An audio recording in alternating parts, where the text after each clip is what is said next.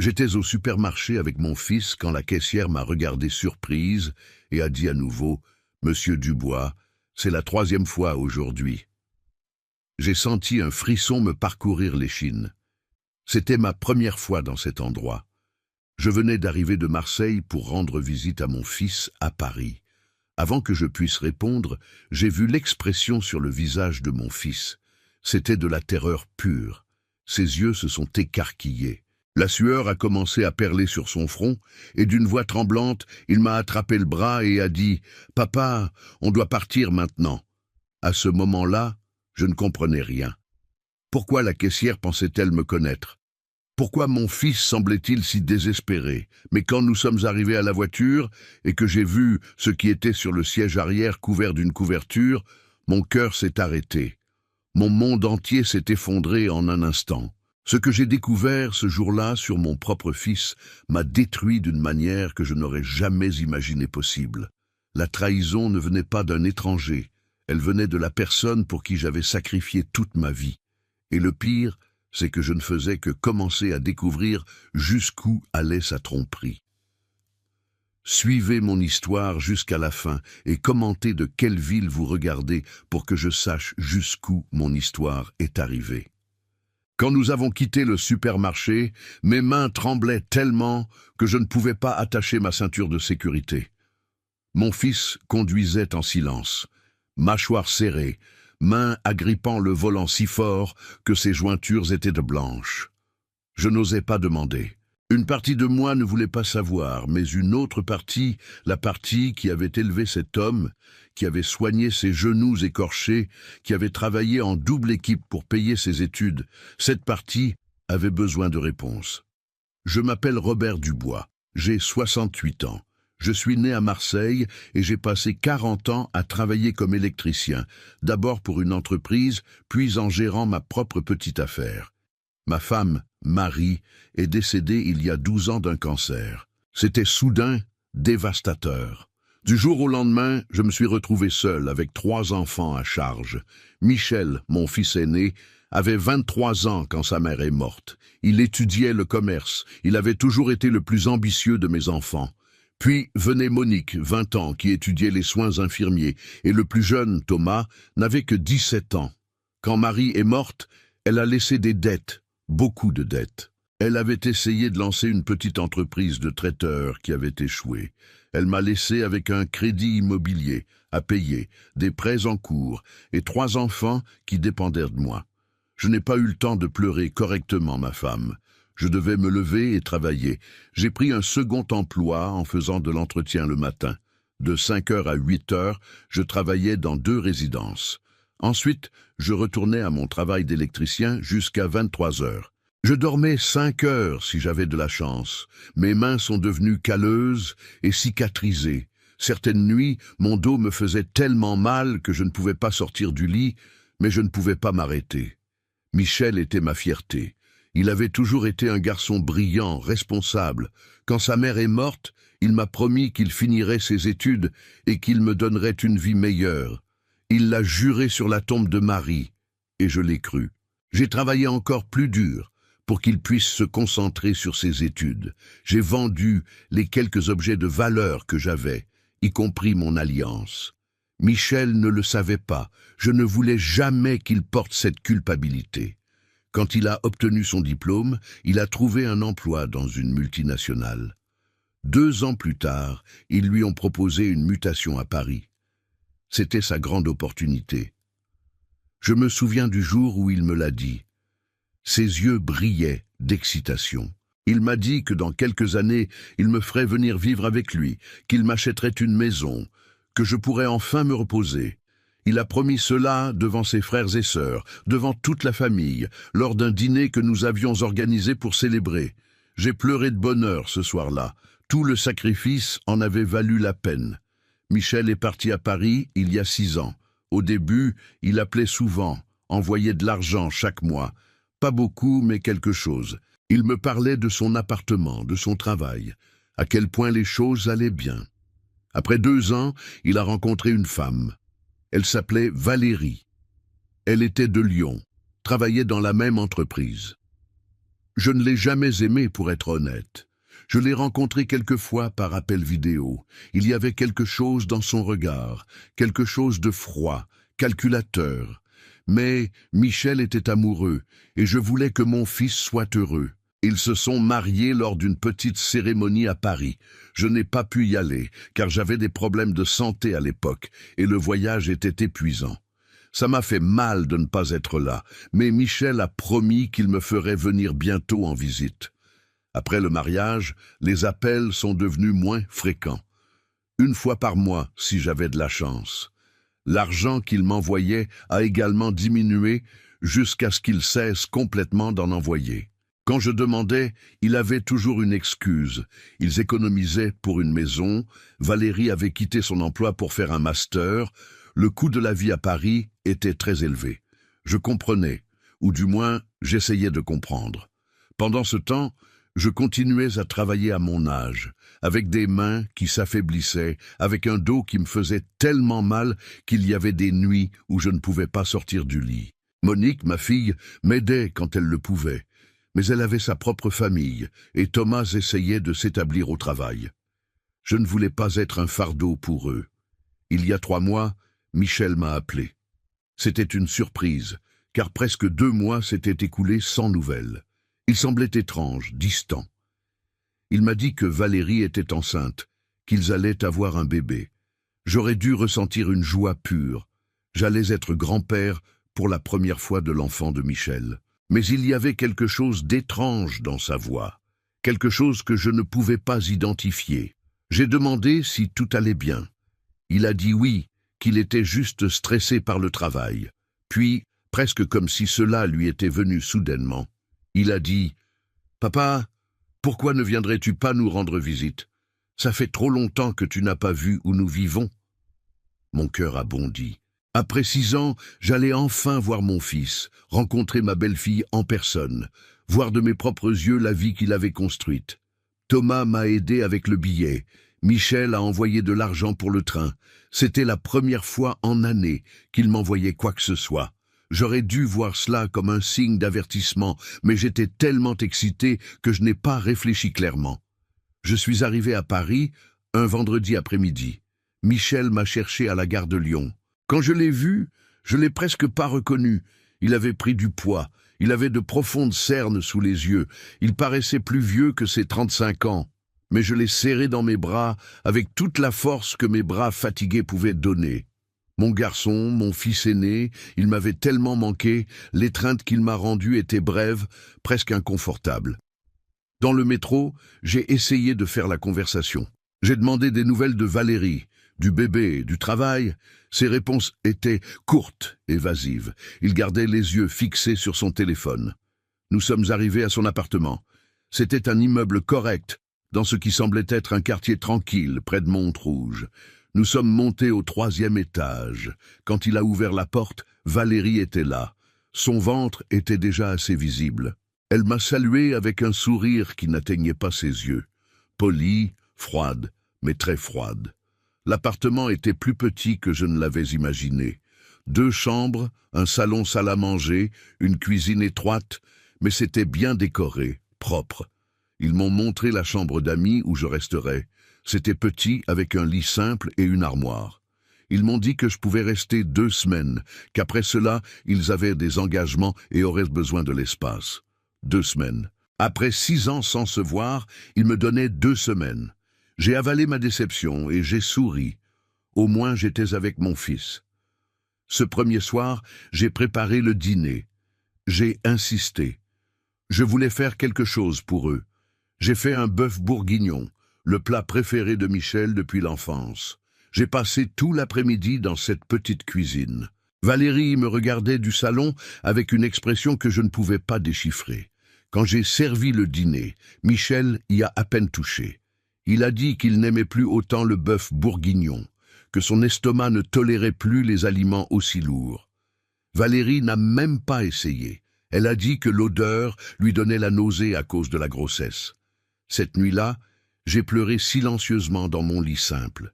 Quelque chose n'allait pas, très mal, mais je ne savais toujours pas quoi.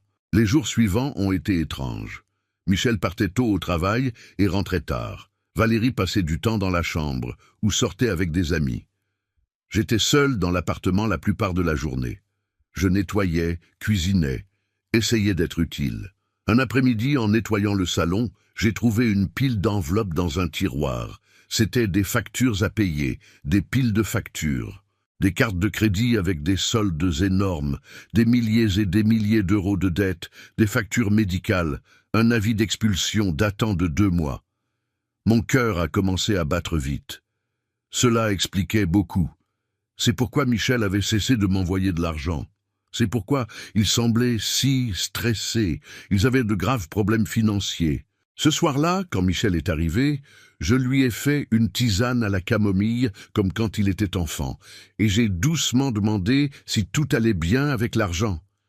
Il est devenu pâle, puis furieux. Il m'a dit de ne pas toucher à ses affaires, que c'étaient des questions privées. Il ne m'avait jamais parlé de cette façon. Mon Michel, qui avait toujours été respectueux, me criait dessus. Valérie est sortie de la chambre et s'est mise à ses côtés. Elle m'a dit que j'étais indiscret, que je n'avais pas le droit de fouiller dans leurs affaires. Je me suis senti si petit à ce moment-là, si vieux, si déplacé. Cette nuit-là, je les ai entendus se disputer dans la chambre. Les murs étaient minces. Valérie disait quelque chose à propos d'argent, d'un plan. Michel semblait angoissé. Je ne pouvais pas tout entendre, mais j'ai entendu mon nom plusieurs fois. J'ai décidé que le lendemain je parlerais à Michel calmement, de père à fils. J'offrirais de l'aide. J'avais quelques économies, pas beaucoup, mais quelque chose. J'avais vendu mes vieux outils électriques à un collectionneur et j'avais économisé cet argent pour les urgences. C'était pour mon avenir, pour quand je ne pourrais plus travailler. Mais Michel était mon fils. S'il avait des problèmes, je l'aiderais comme je l'avais toujours fait. Le lendemain était samedi. Michel a dit qu'il devait aller au supermarché, acheter des choses pour la semaine. Il m'a demandé de venir avec lui.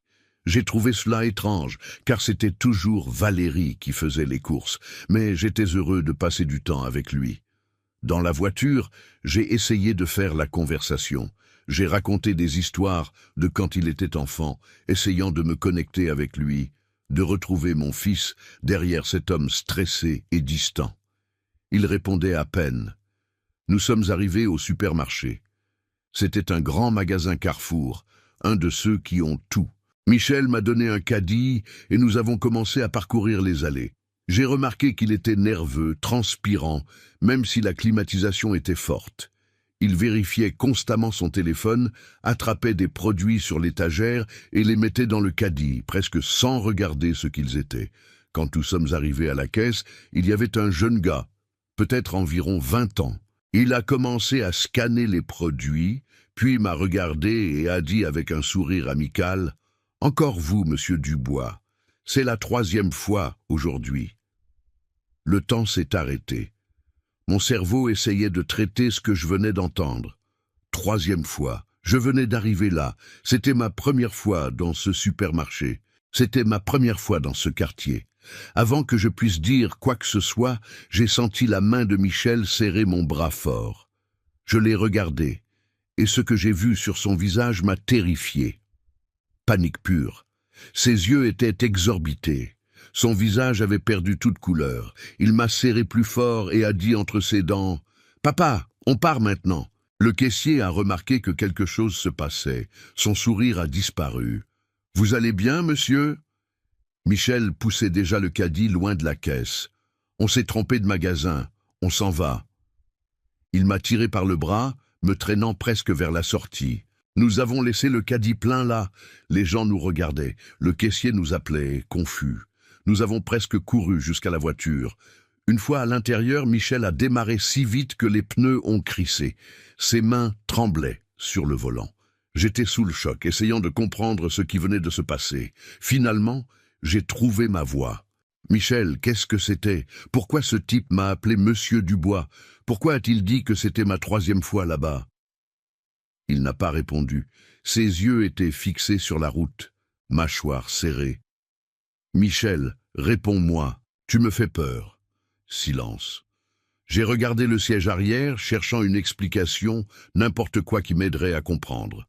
C'est alors que je l'ai vu. Une couverture pliée, mais en dessous apparaissait quelque chose. Un sac. Un sac du même supermarché que nous venions de fuir. Avec des mains tremblantes, j'ai tendu la main en arrière et j'ai soulevé la couverture. Ce que j'ai vu m'a coupé le souffle.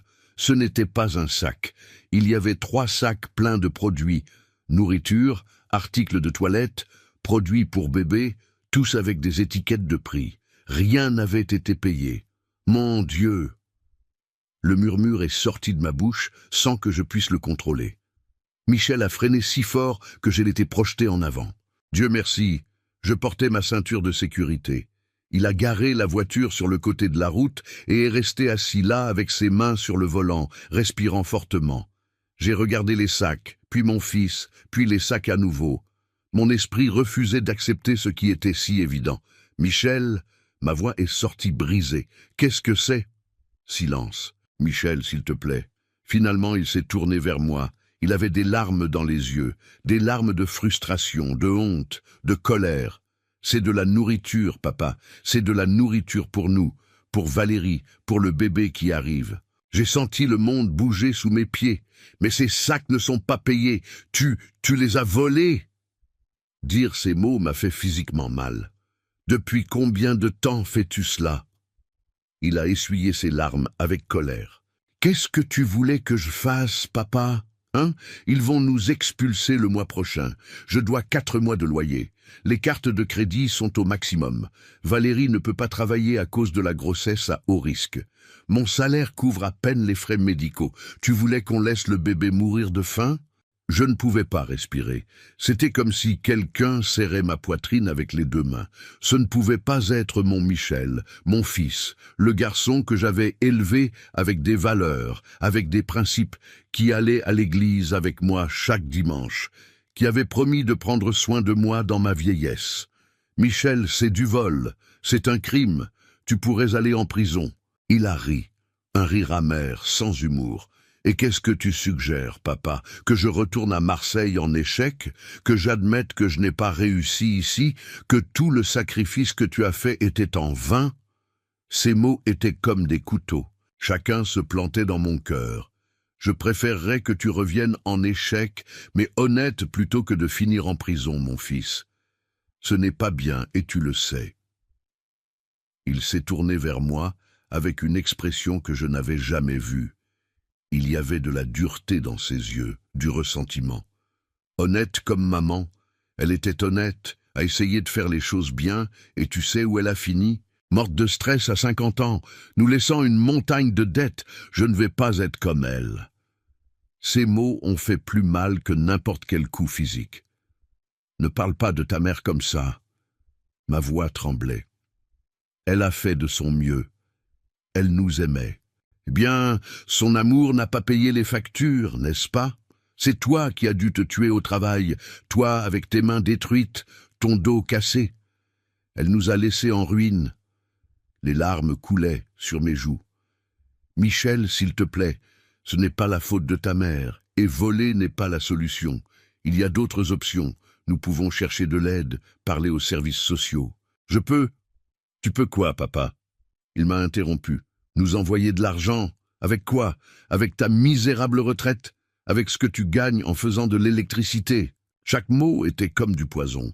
J'ai des économies, ce n'est pas beaucoup, mais son expression a changé, s'est illuminée. Une lueur avide est apparue dans ses yeux qui m'a fait instinctivement reculer sur mon siège. Des économies? Combien? La façon dont il a demandé m'a donné des frissons. Il ne ressemblait pas à mon fils demandant à son père. Il ressemblait à un étranger calculant une opportunité. Michel, combien, papa? Il a insisté. Sa voix était plus dure. J'ai vendu mes vieux outils et j'ai économisé quelque chose chaque mois. J'ai environ 20 000 €. Je l'ai vu faire le calcul dans sa tête. Ça nous aiderait, nous donnerait du temps, pourrait payer 2 mois de loyer, acheter ce dont nous avons besoin pour le bébé. Mon estomac s'est retourné. Il ne demandait pas. Il supposait, comme si mon argent, l'argent que j'avais économisé en travaillant jusqu'à ce que mes mains saignent, lui appartenait automatiquement. Michel, cet argent est pour mon avenir, pour quand je ne pourrai plus travailler, pour les urgences médicales. J'ai 68 ans. Et je suis ton fils. Ton petit-fils est en route. Tu ne veux pas aider ta famille. Il y avait quelque chose de manipulateur dans la façon dont il a dit cela, comme si mon refus ferait de moi un mauvais père, un mauvais grand-père. Mais quelque chose en moi, un instinct qui avait dormi, a commencé à se réveiller.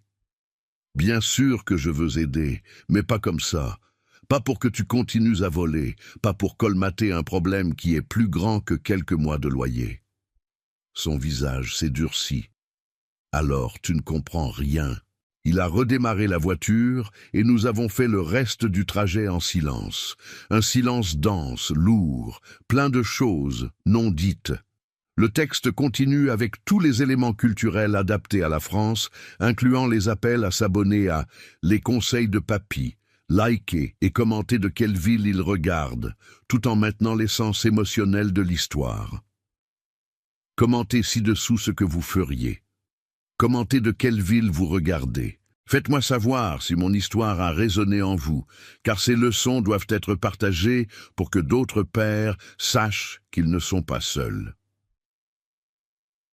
Si cette histoire vous a ému, s'il vous plaît, aimez cette vidéo et abonnez-vous à Les Conseils de Papy pour plus d'histoires sur la vie, la famille et les leçons qui nous façonnent. Votre soutien aide ces messages importants à atteindre plus de personnes qui ont besoin de les entendre. Je suis Robert Dubois. J'ai 71 ans et c'est mon histoire de trahison, de limite, de pardon et de renaissance. S'aimer soi-même n'est pas égoïste, c'est de la sagesse, et il n'est jamais, jamais trop tard pour commencer. Quand nous sommes arrivés à l'appartement, Valérie attendait. Elle a regardé les sacs que Michel sortait de la voiture et a souri. Elle l'a aidé à les porter à l'intérieur. Je suivais dans un état de choc. Je les ai regardés ranger les produits volés comme si de rien n'était, comme si c'était la chose la plus normale du monde. Valérie a remarqué mon expression. « Qu'est-ce qui ne va pas, monsieur Dubois? Vous vous sentez bien? Vous avez l'air pâle. » Même la façon dont elle disait mon nom sonnait faux. J'ai besoin de m'allonger. Je suis allé dans ma chambre et j'ai fermé la porte. Je me suis assis sur le lit et j'ai essayé de tout traiter. Mon fils était un voleur. Il volait. Qui sait depuis combien de temps? Et sa femme le savait, le soutenait. Qu'est-ce que je ne savais pas d'autre? Qu'est-ce qu'il me cachait d'autre? Cette nuit-là, j'ai fait semblant de dormir quand j'ai entendu Michel et Valérie parler dans le salon. Leur voix venait étouffée à travers la porte. Je me suis levé silencieusement et j'ai ouvert juste une fente. « Ton père sait. » C'était la voix de Valérie, tendue. « Je sais. Cet idiot de caissier m'a confondu avec lui. » Michel semblait frustré. « Tu penses qu'il va dire quelque chose? Non, c'est mon père. Il ne me dénoncera pas à la police, mais il pourrait me juger, il pourrait refuser de donner l'argent. » Silence. Il faut le convaincre. Lui faire voir que c'est pour le bien du bébé. C'est un de ces pères qui feraient n'importe quoi pour leurs enfants. La façon dont Valérie a dit cela, avec ce ton calculateur, m'a retourné l'estomac. Je ne sais pas, Valérie. Quand je lui ai demandé l'argent dans la voiture, il est devenu bizarre. Je pense qu'il est contrarié. Eh bien, il devra s'en remettre. Nous avons besoin de cet argent. Et s'il a 20 000 € d'économie, il en a probablement plus. Les vieux cachent toujours de l'argent. Mon père n'est pas comme ça. Tout le monde est comme ça, Michel. Et s'il ne veut pas aider son propre fils, son petit-fils, alors quel genre de père est-il? J'ai senti la colère bouillir en moi. Cette femme parlait de moi comme si j'étais une banque qu'il pouvait cambrioler. « Donne-lui quelques jours. » Valérie a continué. « Fais-lui sentir coupable. Rappelle-lui tout ce qu'il a sacrifié pour toi. Comment maintenant c'est ton tour de te battre et qu'il peut tout faciliter. Ça marche toujours. La culpabilité paternelle est très puissante. » Michel n'a pas répondu immédiatement. Je voulais croire qu'il était mal à l'aise avec la suggestion de sa femme. Je voulais croire que quelque chose de mon fils, du bonhomme que j'avais élevé, existait encore là. « D'accord, » il a dit finalement. « Je vais essayer. Mon cœur s'est brisé. J'ai fermé la porte silencieusement et je suis entré dans le lit. J'ai pleuré dans ce petit lit, dans cette chambre qui n'était pas la mienne, dans une ville étrangère, me sentant plus seul que jamais. Même quand Marie est morte, au moins à ce moment-là j'avais mes enfants, j'avais Michel. Maintenant, je réalisais que je ne l'avais peut-être jamais vraiment eu. Les jours suivants ont été une performance douloureuse. Michel a commencé sa campagne de manipulation, exactement comme Valérie l'avait suggéré. Il m'apportait du café le matin, demandait comment j'avais dormi, me racontait des histoires sur le bébé, sur comment il voulait être un bon père, meilleur que le sien. Ce commentaire m'a fait mal, mais je n'ai rien dit.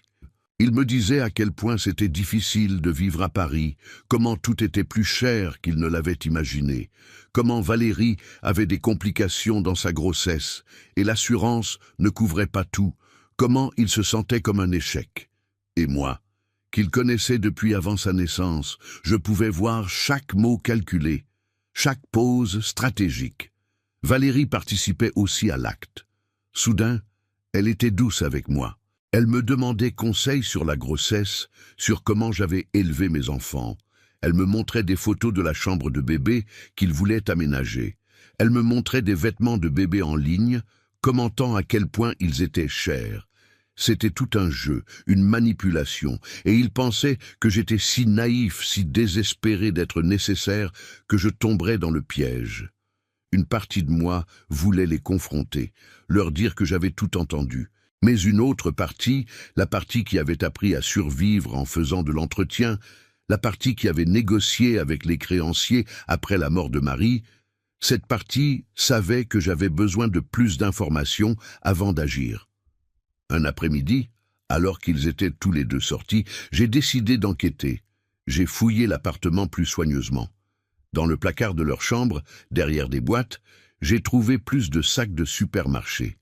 Plus de produits volés. Il y avait assez de nourriture là pour des mois. Ce n'était pas de la survie, c'était une habitude. Dans un tiroir de la commode de Valérie, j'ai trouvé autre chose. Des bijoux, boucles d'oreilles, bracelets, colliers. Tous avec encore les étiquettes du magasin, non payées. Mon fils et sa femme ne volaient pas seulement de la nourriture, ils volaient tout. J'ai aussi trouvé des documents, des relevés bancaires qui montraient la vérité complète de leur situation financière. C'était pire que Michel ne l'avait admis, beaucoup pire. Il devait plus de 100 000 € entre cartes de crédit, prêts personnels et factures médicales. Mais ce qui m'a le plus marqué, c'est de trouver un carnet. Un carnet avec l'écriture de Valérie. Il était caché parmi ses affaires personnelles, dans une boîte à chaussures au fond du placard. Je l'ai ouvert et j'ai commencé à lire. C'était comme un journal intime, mais pas de pensée intime. C'était un plan détaillé de comment obtenir de l'argent de moi. Il y avait des notes datant de plusieurs mois, d'avant qu'il ne m'invite à venir. Le vieux doit avoir des économies. Michel dit qu'il a toujours été doué pour gérer l'argent. Il faut découvrir combien et comment l'obtenir. Plan. L'inviter à rester avec nous. Le faire se sentir inclus, nécessaire, lui montrer à quel point notre situation est difficile. Utiliser la grossesse pour générer de la pitié. Michel est trop mou avec lui. Je dois être celle qui pousse. Il se sent coupable de demander de l'argent, mais c'est ridicule. C'est son père, c'est son obligation de nous aider. Si on peut obtenir les économies qu'il a, on peut couvrir les dettes les plus urgentes. Ensuite, on découvrira s'il a une propriété ou quelque chose d'autre de valeur en Provence. Mes mains tremblaient tellement que j'ai failli laisser tomber le carnet. J'ai continué à lire. Chaque mot était comme un coup de poignard. Le problème, c'est que le vieux peut être têtu. Michel dit qu'il a de la fierté. Il faudra la briser. Lui faire voir que s'il ne nous aide pas, il perdra le contact avec son petit-fils. Ça le détruira. Une fois qu'on aura l'argent, on pourra commencer à prendre nos distances, dire qu'on a besoin de notre espace en tant que nouvelle famille. Michel protestera au début, mais il finira par comprendre. On ne peut pas avoir son père qui contrôle nos vies. Il y avait encore des pages et des pages de manipulation calculée, de mensonges planifiés, de comment utiliser mon amour de père contre moi. J'ai eu la nausée. J'ai couru aux toilettes et j'ai vomi. Quand j'ai levé les yeux de la cuvette, j'ai vu mon reflet dans le miroir, un vieil homme, avec des rides profondes, avec des mains déformées par le travail, avec des yeux fatigués. Un homme qui avait tout donné pour ses enfants. Et c'était le résultat. Je me suis lavé le visage à l'eau froide, j'ai pris une grande respiration, et à ce moment-là, quelque chose a changé en moi. La tristesse a commencé à se transformer. La douleur est devenue quelque chose de plus froid, plus clair. De la colère, mais pas une colère chaude, irrationnelle, une colère froide, calculée. Je me suis regardé à nouveau dans le miroir, et pour la première fois en quelques jours, j'ai souri. Il voulait jouer? Il voulait manipuler le vieux naïf? Mais ce qu'il ne savait pas, ce que Michel avait oublié parce qu'il était parti de la maison il y a si longtemps, c'est que son père n'avait pas survécu 40 ans à travailler, à traiter avec des créanciers, à négocier avec des patrons abusifs et à élever 3 enfants seuls en étant naïf. Je savais jouer à ces jeux et je les jouais beaucoup mieux que ces 2 gamins gâtés ne pouvaient l'imaginer. J'ai remis le carnet exactement où je l'avais trouvé. J'ai pris des photos avec mon téléphone des pages les plus incriminantes. J'ai aussi photographié les sacs de produits volés, les bijoux avec étiquette, toutes les preuves que j'avais trouvées. Puis je me suis assis dans le salon pour attendre leur retour. Quand ils sont arrivés, je les ai accueillis avec un sourire doux, fatigué de père. « Les enfants, il faut qu'on parle. » Michel s'est immédiatement tendu. Valérie a maintenu son masque de préoccupation. « Qu'est-ce qui ne va pas, monsieur Dubois? Vous vous sentez bien? » « Non, je ne me sens pas bien. C'est juste que j'ai beaucoup réfléchi ces derniers jours à vous, au bébé, à votre situation. » Je les ai vus échanger un regard de triomphe mal dissimulé. Ils pensaient que ça avait marché, que ça... J'ai été égoïste, j'ai continué. Ma voix semblait brisée, vulnérable. Je jouais et je le faisais bien. J'ai pensé seulement à moi, à mon avenir, à mes peurs. Mais vous êtes ma famille, mon fils, mon petit-fils. Quel genre de père, quel genre de grand-père serais-je si je vous laissais souffrir quand je peux aider? J'ai vu les yeux de Valérie s'illuminer. Michel semblait soulagé mais aussi un peu mal à l'aise. Peut-être qu'il restait encore un peu de conscience en lui, juste un peu. « Papa, tu n'as pas besoin de... » Il a commencé à dire. « Si, je dois, mon fils. » J'ai avalé difficilement, faisant semblant que c'était difficile pour moi de continuer. C'est mon obligation, ma joie. Je veux vous donner mes économies. Je veux que vous les utilisiez pour le bébé, pour vous stabiliser. Valérie a presque sauté d'excitation, mais s'est contrôlée. Au lieu de cela, elle est venue vers moi et m'a serré dans ses bras. Une étreinte fausse, vide. « Monsieur Dubois, vous ne savez pas ce que ça signifie pour nous. Vous êtes un ange, une bénédiction. » Michel s'est approché aussi, a pris mes mains. « Papa, je promets qu'on te remboursera chaque euro dès que notre situation s'améliorera. Ne vous inquiétez pas de ça, mon fils. L'argent va et vient. La famille est pour toujours. » Les mots m'ont presque étouffé en les disant, sachant qu'ils étaient un mensonge, sachant ce qu'ils pensaient vraiment de moi. « Il y a juste un problème, » j'ai dit, feignant le regret. « Quoi ?» Valérie a demandé et j'ai remarqué une touche d'alarme dans sa voix. « L'argent est à Marseille, dans mon compte bancaire. Je ne peux pas le transférer d'ici parce que je n'ai pas apporté mon token de sécurité. Il faudrait que je retourne à la maison pour faire le transfert. » J'ai vu la déception sur leur visage. Valérie a récupéré sa contenance en premier. « Vous ne pouvez pas demander à quelqu'un de le faire pour vous, Monique ou Thomas ?» J'ai secoué la tête. « Seul moi peux accéder à ce compte. C'est un compte spécial que j'ai ouvert il y a des années. Même mes autres enfants ne sont pas au courant. » Et c'était vrai. J'avais appris après la mort de Marie à être prudent avec l'argent, à avoir des comptes que seul moi gérais. « Combien de temps ça vous prendrait d'y aller et de revenir ?» Michel a demandé. « Si je prends un train demain, je pourrais être de retour dans 3 ou 4 jours. Je ferai le transfert et reviendrai pour être là quand le bébé naîtra. » C'était un mensonge. Bien sûr, je ne prévoyais jamais de revenir, mais il n'avait pas besoin de le savoir encore. Valérie et Michel se sont regardés. Je pouvais voir leur cerveau travailler, calculer. « D'accord, » Michel a dit finalement. « Mais reviens vite. »« Oui, vous allez nous manquer, » Valérie a dit. Plus de mensonges. Cette nuit-là, pendant qu'il dormait, j'ai réservé mon train. Je partais à 6 heures le lendemain matin. J'ai aussi fait autre chose. J'ai rédigé un email, un long email détaillé, attachant toutes les photos que j'avais prises. Photos des produits volés, des bijoux avec étiquette, des pages du carnet de Valérie. J'ai adressé l'email à la gestion de l'immeuble où il vivait. Je leur ai expliqué que mon fils et sa femme étaient impliqués dans des activités illégales, que j'avais des preuves de vol systématique et qu'en tant que personne de principe, je ne pouvais pas en conscience rester silencieux. Je leur ai demandé d'enquêter et, si nécessaire, de contacter les autorités. J'ai programmé l'email pour être envoyé automatiquement 24 heures après mon départ.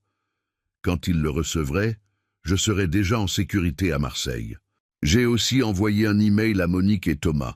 Je leur ai tout raconté, attaché les mêmes photos, expliqué la manipulation, le plan pour me prendre mon argent. Je leur ai dit que j'allais bien, que je rentrais à la maison, et que s'il vous plaît, ils n'essaient pas de contacter Michel, de le laisser faire face aux conséquences de ses actes. À 4 heures du matin, je me suis levé silencieusement. Je me suis habillé, j'ai fait mes valises, j'ai écrit un mot, et je l'ai laissé sur la table de la cuisine. Le mot disait « Michel, j'ai mieux réfléchi. Je ne vais pas te donner mon argent. Pas pour que tu continues à voler, pas pour que tu continues à mentir. T'élever a été l'honneur de ma vie. Voir ce que tu es devenu est ma plus grande douleur. Cherche de l'aide, mon fils. Retrouve ta conscience. Avec amour et déception, ton père. » J'ai appelé un taxi qui m'attendait en bas. Je suis descendu avec ma valise, j'ai fermé la porte de l'appartement pour la dernière fois et je suis parti dans le taxi. Sur le chemin de la gare de Lyon, j'ai pleuré. J'ai pleuré pour mon fils, j'ai pleuré pour les années perdues, j'ai pleuré pour les illusions brisées. Mais aussi, quelque part au sein de la douleur, je ressentais autre chose, la liberté. Je m'étais libéré. Je n'étais plus le père qui se sacrifiait jusqu'à se détruire. Je n'étais plus l'homme qui se laissait utiliser au nom de l'amour paternel. J'étais Robert Dubois, un homme de 68 ans qui choisissait enfin lui-même. Le trajet en TGV de retour à Marseille était long. J'ai eu beaucoup de temps pour penser, pour traiter, pour pleurer encore un peu, mais aussi pour planifier, parce que ce n'était pas fini. Je n'allais pas permettre à Michel et Valérie de s'en tirer comme ça, et je n'allais certainement pas leur permettre de penser qu'ils avaient gagné. Quand j'ai atterri à la gare Saint-Charles à Marseille, Monique et Thomas m'attendaient. Ils m'ont serré fort dans leurs bras. Monique pleurait. « Papa, on a lu ton email. On n'arrive pas à croire que Michel ait fait ça. On est sous le choc. » Thomas, mon fils cadet, avait l'air furieux. « Je vais l'appeler, je vais lui dire « Non », j'ai dit fermement, « tu ne vas rien faire. Je règle ça. Michel doit apprendre cette leçon tout seul. » Ils m'ont ramené à la maison, ma petite maison à Marseille. Quand j'ai ouvert la porte et que je suis entré, j'ai eu l'impression d'être parti pendant des années, au lieu d'1 semaine seulement. Tout était comme je l'avais laissé. Mes nouveaux outils électriques dans le coin, mes plantes sur le rebord de la fenêtre, des photos de mes enfants sur les murs, des photos de Michel quand il était enfant. Je devrais les enlever. Ou peut-être pas. Peut-être que je les laisserai comme un rappel.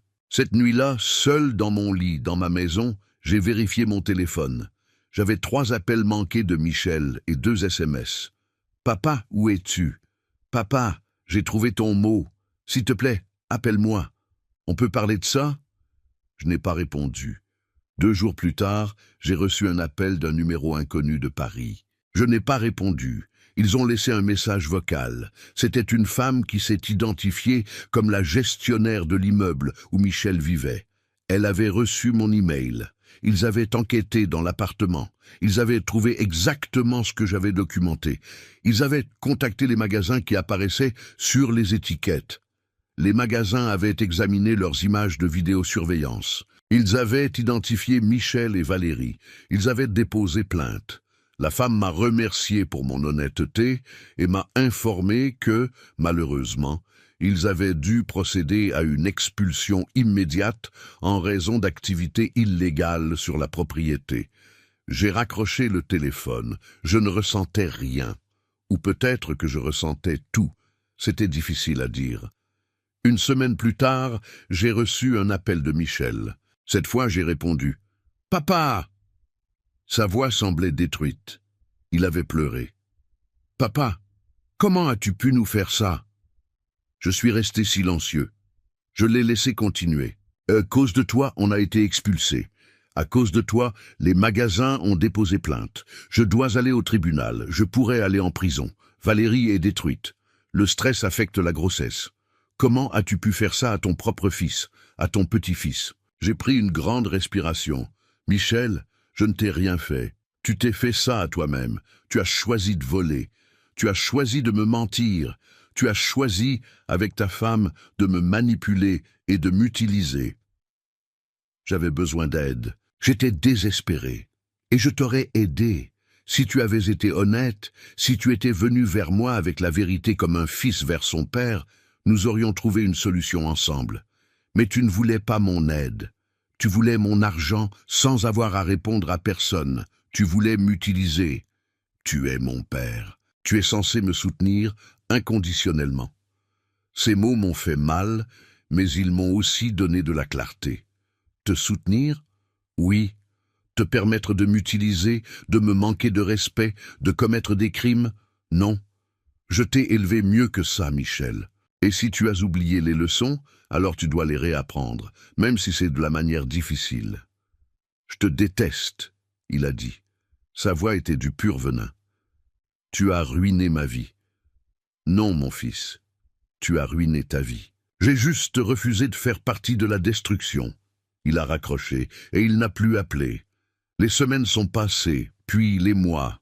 Monique et Thomas me tenaient compagnie, me soutenaient. Ils étaient aussi blessés par les actions de leur frère, mais comprenaient ma décision. Un après-midi, 3 mois après mon retour de Paris, je faisais des travaux électriques dans mon garage, quand j'ai entendu frapper à la porte. J'ai ouvert et j'ai eu une surprise. C'était ma tante Espérance, la sœur aînée de ma défunte femme Marie. Elle avait 82 ans, mais était toujours une femme imposante, avec un esprit vif. « Robert, il faut qu'on parle. » Elle est entrée sans attendre d'invitation. Elle s'est assise sur mon canapé. Je me suis assis en face d'elle, confus. « Tante Espérance, qu'est-ce qui s'est passé? Tout va bien ?» C'est ce que je devrais te demander.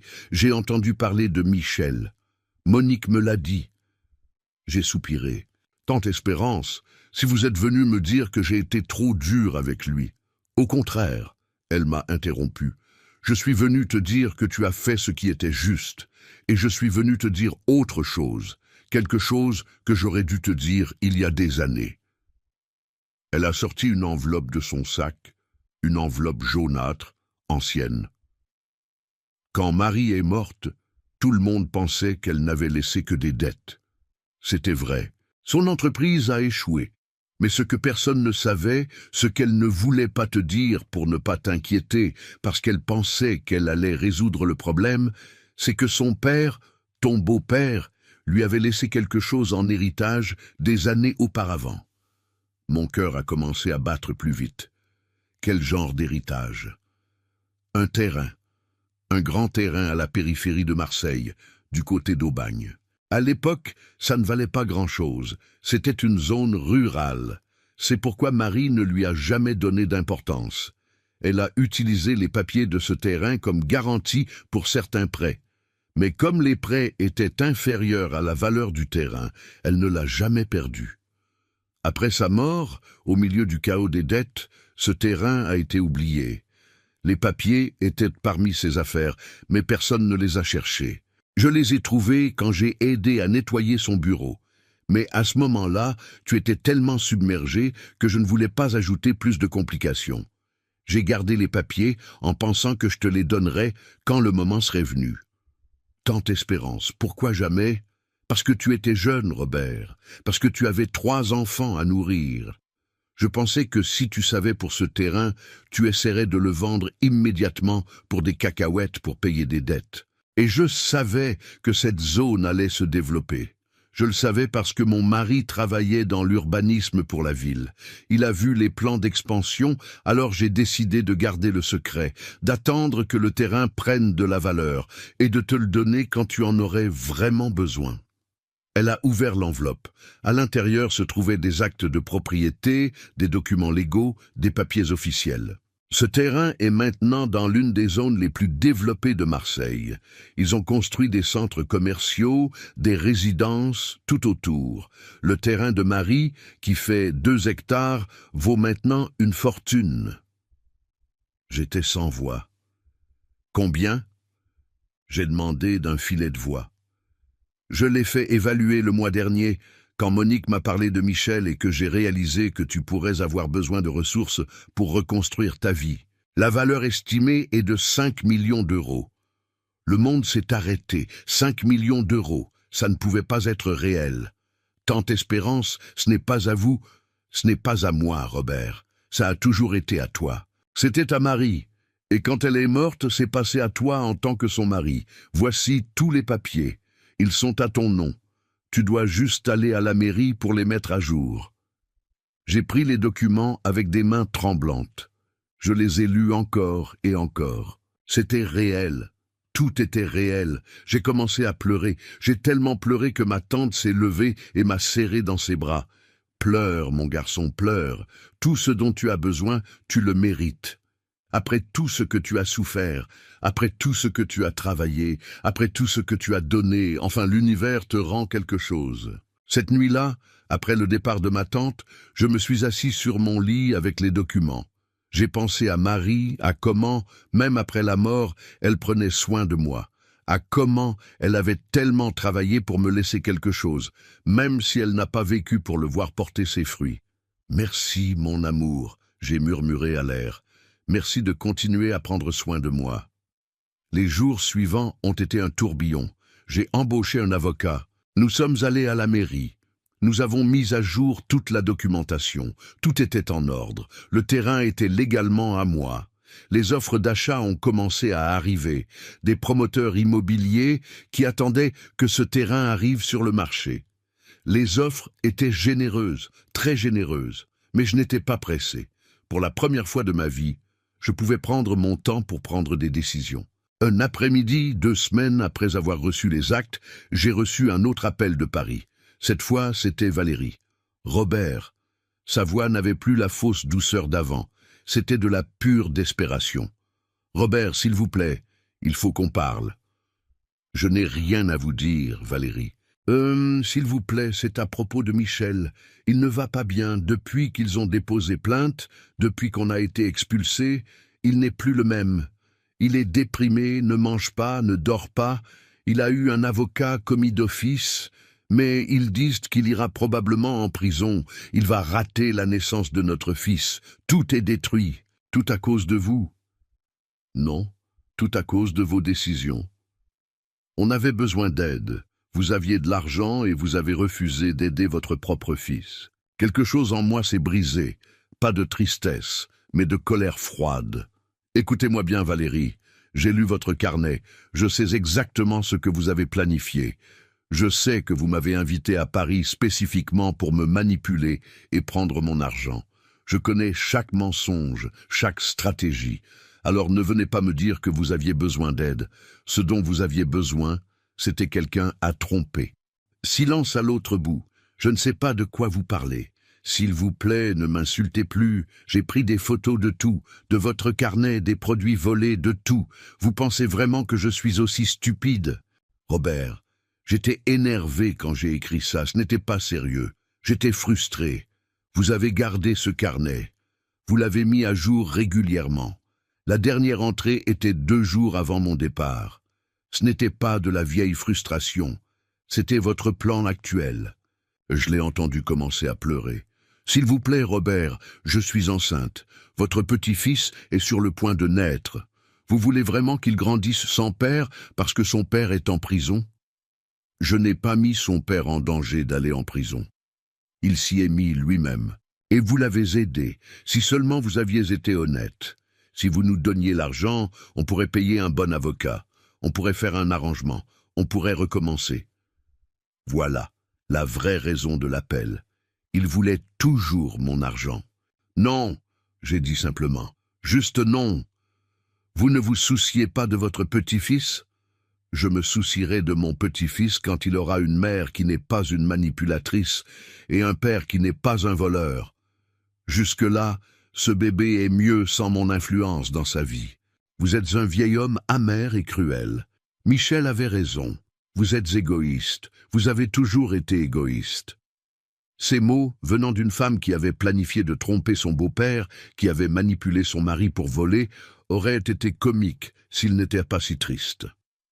Valérie, je vous souhaite le meilleur. J'espère que vous et Michel apprendrez de cela. J'espère que vous retrouverez votre chemin vers la décence, mais je ne ferai pas partie de vos vies jusqu'à ce que cela arrive. Au revoir. J'ai raccroché. J'ai bloqué le numéro. J'ai aussi bloqué le numéro de Michel.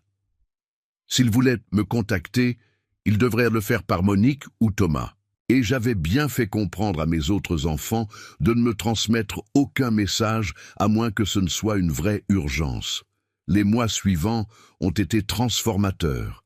J'ai finalement vendu le terrain, pas au plus offrant, mais à un promoteur dont le projet m'a plu parce qu'il incluait des logements sociaux en plus des zones commerciales. Je voulais que l'héritage de Marie aide des familles comme la nôtre avait été. La vente s'est conclue pour 4,8 millions d'euros, un peu moins que l'évaluation la plus élevée, mais j'étais en paix avec la décision.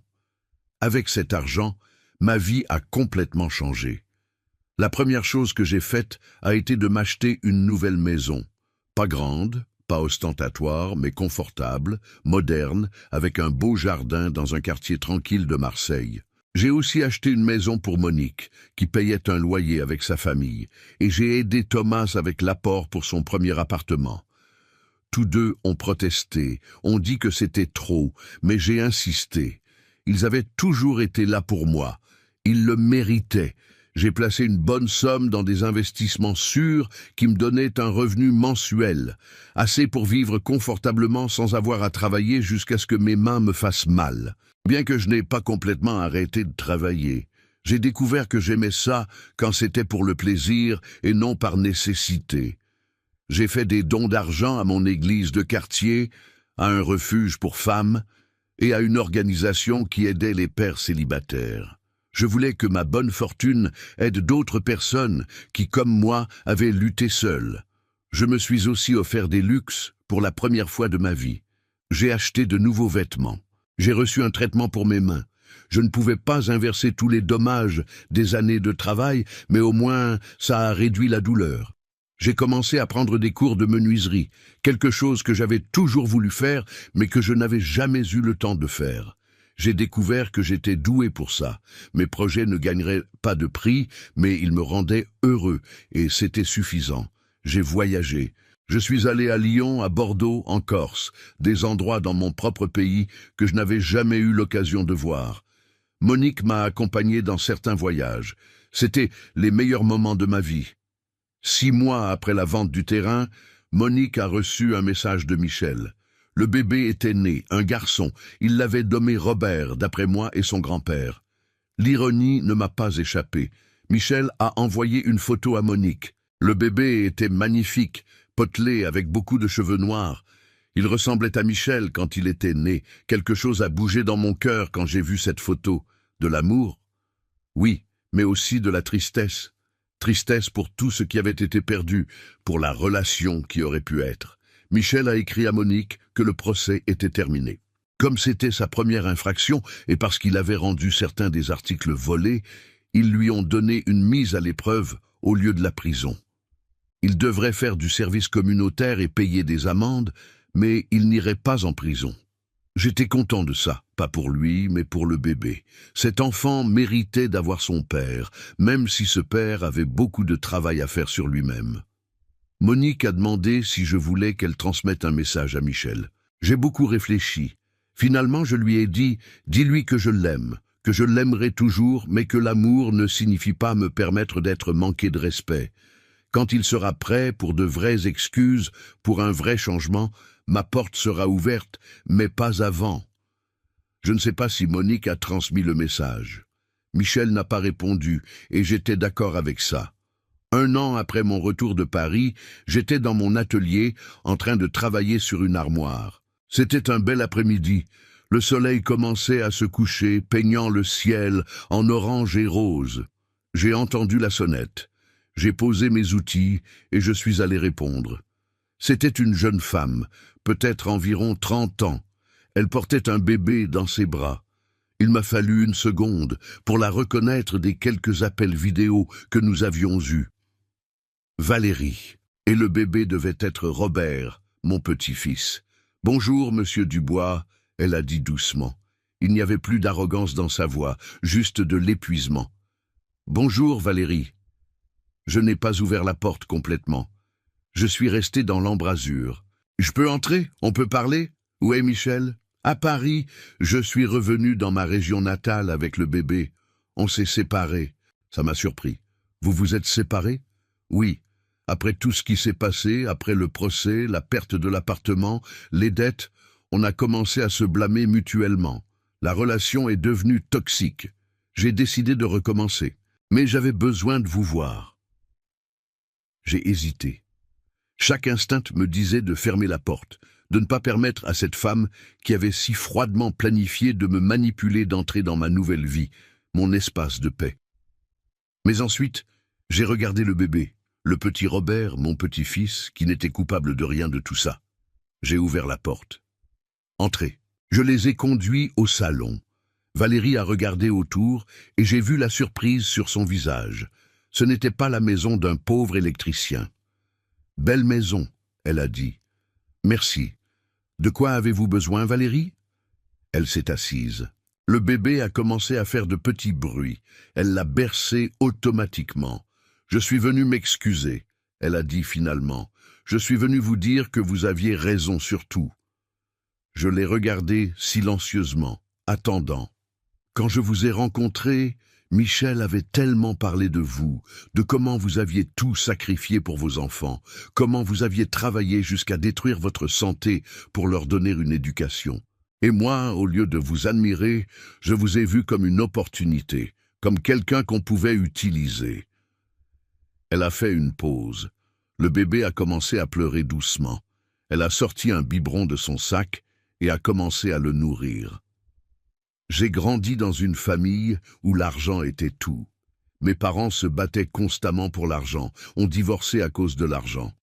J'ai appris dès mon jeune âge que l'argent était plus important que les relations, que la loyauté, que l'amour. Et quand Michel et moi avons commencé à avoir des problèmes financiers, j'ai paniqué. J'ai fait ce que j'ai toujours vu faire dans ma famille, chercher ou obtenir de l'argent sans se soucier de comment. Des larmes ont commencé à couler sur ses joues. J'ai convaincu Michel que voler était acceptable si c'était par nécessité. Je lui ai enlevé ses scrupules. C'est moi qui ai commencé avec les petits vols, et ensuite il m'a suivi. C'est moi qui ai fait le plan pour obtenir de l'argent de vous. C'était toute mon idée. Michel est un adulte, j'ai dit fermement. Il a pris ses propres décisions. Oui, mais je l'ai poussé. Et maintenant, après avoir tout perdu, après que notre relation ait été détruite, après être seul avec un bébé dans une ville où je n'ai personne, maintenant je comprends le prix de mes décisions. Elle a regardé le bébé dans ses bras.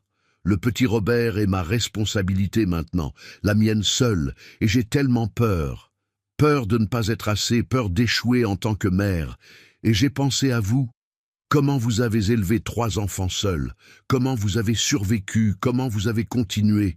Et j'ai réalisé que j'ai rejeté et essayé d'utiliser la personne qui aurait pu m'apprendre le plus, qui aurait pu vraiment m'aider. Et donc qu'est-ce que vous voulez, Valérie ? J'ai demandé. J'avais besoin de savoir si c'était de la manipulation à nouveau ou si c'était réel. Je ne veux pas votre argent, elle a dit, comme si elle avait lu dans mes pensées. Je ne suis pas venu demander quoi que ce soit de matériel. Je suis venu m'excuser sincèrement et je suis venu demander si un jour, quand le petit Robert sera plus grand, il pourra rencontrer son grand-père. Parce que malgré tout, malgré à quel point j'ai été horrible avec vous, vous êtes son grand-père. Et il mérite de connaître un homme fort, un homme qui a tout surmonté. J'ai regardé le petit Robert. J'ai senti quelque chose s'adoucir dans ma poitrine. « Où allez-vous vivre ?» j'ai demandé. « J'ai une cousine ici à Marseille. Elle va me laisser rester chez elle pendant un moment pendant que je cherche du travail. Mon diplôme doit être validé ici, alors je devrais probablement commencer par le bas, mais je suis prête. » J'ai vu quelque chose dans ses yeux, quelque chose que je n'avais pas vu avant. Sincérité, détermination. Peut-être que c'était réel, ou peut-être que j'étais trompé à nouveau. Mais j'ai décidé de lui donner une chance, pas pour elle, pour le bébé. D'accord, j'ai dit finalement. Vous pouvez amener Robert me rendre visite une fois par semaine, les mardis après-midi. On peut prendre un café. Vous pouvez me dire comment ça se passe, et je peux apprendre à connaître mon petit-fils. Valérie s'est mise à pleurer pour de vrai maintenant. Merci, merci Robert, je ne mérite pas votre gentillesse. Vous avez raison, vous ne la méritez pas. Mais Robert la mérite. Et je serai dans sa vie pour lui, pas pour vous. Compris? Compris. Et ainsi, une routine a commencé. Chaque mardi, Valérie venait avec le bébé. Au début, c'était inconfortable, forcé. Mais avec le temps, on a commencé à vraiment parler. Elle me racontait les difficultés à trouver du travail, à s'adapter à être une mère célibataire. Je lui donnais des conseils, partageais mon expérience. Nous ne sommes pas devenus amis, nous ne le serions probablement jamais, mais nous avons développé un respect mutuel, et je suis tombé amoureux de mon petit-fils. Le petit Robert était un bébé heureux. Chaque mardi, j'attendais sa visite avec impatience. Je lui achetais des jouets, des vêtements, non pas parce que Valérie le demandait, mais parce que je le voulais. Valérie a finalement trouvé du travail dans un café. Ce n'était pas ce qu'elle avait étudié, mais ça payait les factures. Elle travaillait dur. Je l'ai regardée se transformer de la femme manipulatrice que j'avais rencontrée à Paris en quelqu'un de plus humble, de plus réel. Un mardi, 6 mois après le début des visites, Valérie est arrivée avec des nouvelles. « Michel veut vous parler », elle a dit. « Il m'a contacté, il est en thérapie, il dit qu'il travaille sur lui-même, il veut s'excuser auprès de vous. Il a demandé si je pouvais lui donner votre numéro. » J'ai réfléchi. « Je ne suis pas encore prêt, » j'ai admis honnêtement. « Peut-être un jour, mais pas maintenant. » Elle a hoché la tête. « Je lui dirai. Je voulais aussi dire, il a commencé à nous envoyer de l'argent. Pas beaucoup, mais quelque chose pour Robert. Il remplit sa responsabilité de père, au moins financièrement. » J'étais content d'entendre ça. Peut-être qu'il y avait de l'espoir pour Michel après tout. 2 ans sont passés. 2 ans de mardi avec mon petit-fils, de le regarder grandir, faire ses premiers pas, dire ses premiers mots. Un de ses premiers mots était « papy ». J'ai fondu. Valérie a progressé aussi. Elle a obtenu un meilleur emploi. Elle construisait une vie pour elle et Robert. Elle ne vivait plus chez sa cousine. Elle avait loué un petit appartement, mais c'était le sien. Un mardi après-midi, après que le petit Robert se soit endormi sur mon canapé, Valérie et moi prenions un café dans le jardin. « Robert, il y a quelque chose que je dois vous dire. » Elle avait l'air sérieuse. « Quoi ? Michel vient à Marseille le mois prochain. Il veut voir Robert et il veut vous voir aussi. Il dit qu'il est prêt, qu'il a travaillé sur lui-même et veut faire la paix. » Mon cœur s'est emballé. 2 ans. Ça faisait 2 ans que je n'avais pas vu mon fils. Je ne sais pas si je suis prêt, j'ai admis. Je comprends, et je lui dirai non si c'est ce que vous voulez. Mais Robert, j'ai vu votre douleur tout ce temps. Chaque fois que vous regardez le petit Robert, je vois de l'amour, mais aussi de la tristesse. Peut-être qu'il est temps de guérir ça. Ces mots ont résonné en moi. Cette nuit-là, seul, j'ai prié pour la sagesse. Était-ce le moment au moins d'écouter? J'ai dit oui à Valérie. Michel pouvait venir chez moi. Le jour est arrivé. C'était un samedi matin. J'ai entendu la sonnette à exactement 10 heures. J'ai pris une grande respiration et j'ai ouvert la porte. Là se tenait mon fils, Michel. Mais ce n'était pas le Michel que j'avais laissé à Paris. Ce Michel était plus mince, avait plus de cheveux gris. Mais ses yeux étaient différents. Il n'y avait plus cette dureté, ce désespoir. Il y avait quelque chose de plus doux, de plus humble. « Salut, papa !» Sa voix s'est brisée quand il l'a dit. « Salut, mon fils !» Je l'ai laissé entrer.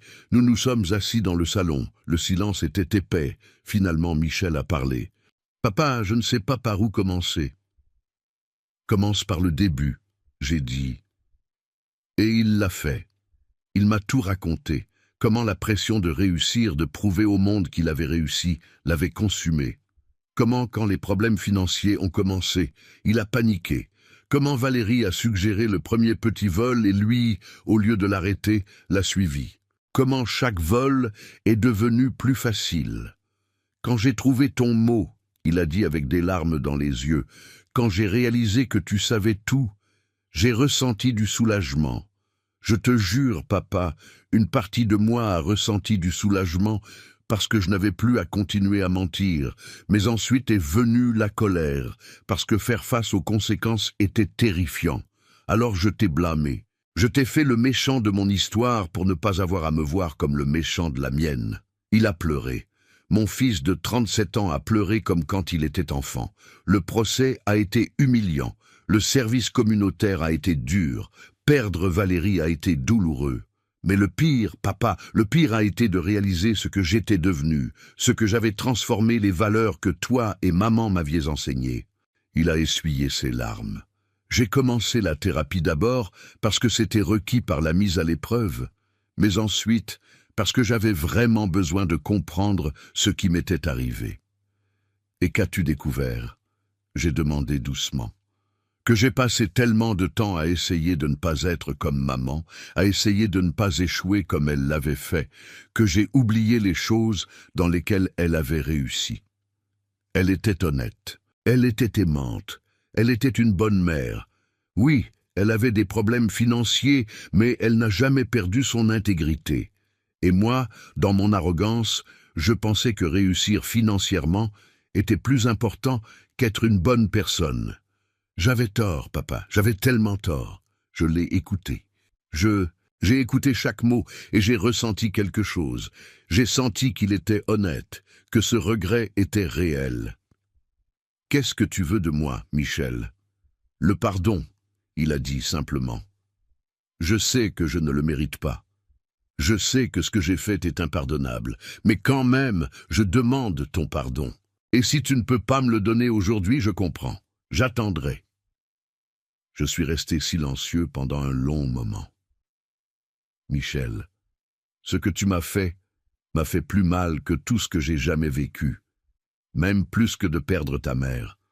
Parce que ta mère est morte, elle n'a pas choisi de me quitter. Toi, tu as choisi de me trahir. » Il a hoché la tête, acceptant chaque mot. Mais j'ai continué, et j'ai vu l'espoir briller dans ses yeux. Je te connais aussi. Je t'ai porté dans ta mère. Je sais qui tu es au fond. Ce que tu as fait était mal, mais les conséquences que tu as affrontées étaient justes. Notre relation ne sera jamais ce qu'elle était. Cette confiance aveugle est perdue pour toujours. J'ai vu la douleur dans ses yeux. Mais, j'ai dit, et j'ai vu l'espoir s'allumer.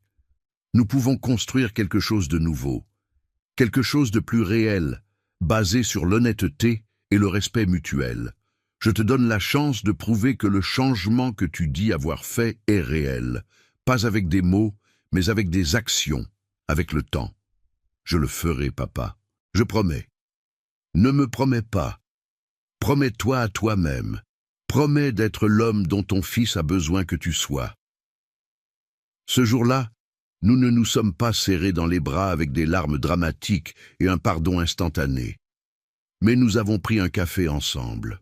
Nous avons parlé, et quand il est parti, nous avons convenu qu'il reviendrait la semaine suivante. Les mois suivants, Michel a tenu parole. Il venait chaque semaine, toujours respectueux. Nous avons commencé à nous connaître à nouveau, comme deux adultes essayant de construire une relation saine. Je lui ai parlé du terrain, de l'héritage de sa mère, j'ai vu la surprise sur son visage, mais pas l'avidité. Il n'a rien demandé.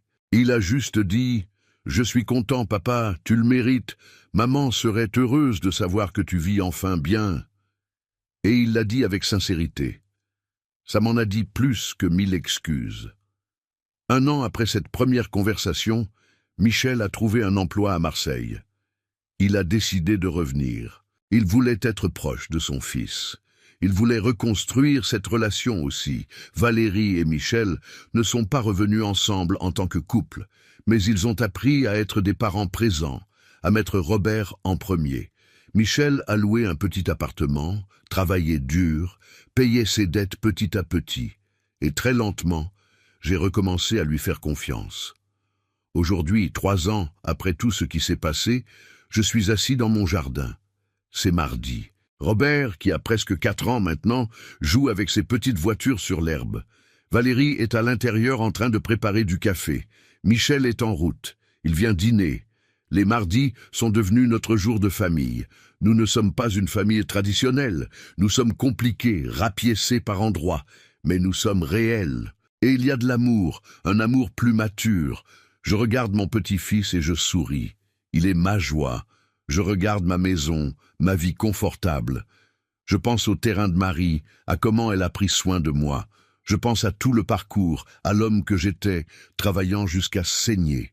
À l'homme qui a découvert la trahison la plus douloureuse, à l'homme qui a choisi sa dignité plutôt que la manipulation.